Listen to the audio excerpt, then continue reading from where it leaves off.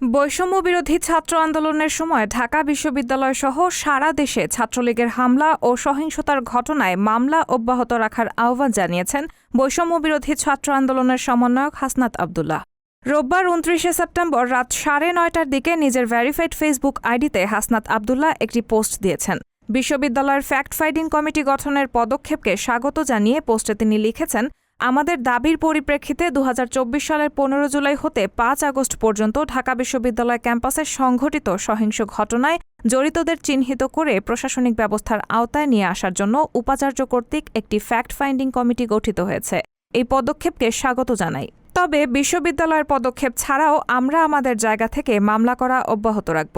আপনারাও আপনাদের নিজেদের ক্যাম্পাসে ছাত্রলীগের গুন্ডাদের বিরুদ্ধে মামলা করা অব্যাহত রাখুন। কোনো শিক্ষা প্রতিষ্ঠানে আর কোনো নিপীড়কদের ঠাঁই হবে না বলেও পোস্টে লিখেন তিনি। এদিকে ২০২৪ সালের ১৫ জুলাই হতে ৫ আগস্ট পর্যন্ত ঢাকা বিশ্ববিদ্যালয় ক্যাম্পাসে সংঘটিত সহিংস ঘটনায় জড়িতদের চিহ্নিত করে প্রশাসনিক ব্যবস্থার আওতায় নিয়ে আসার জন্য একটি সত্যানুসন্ধান কমিটি গঠন করেছে ঢাকা বিশ্ববিদ্যালয় প্রশাসন। ৪ সদস্যদের ওই কমিটিকে আগামী ৩০ কার্যদিবসের মধ্যে প্রতিবেদন জমা দিতে বলা হয়েছে। রায়হানা মুন, সবার কথা।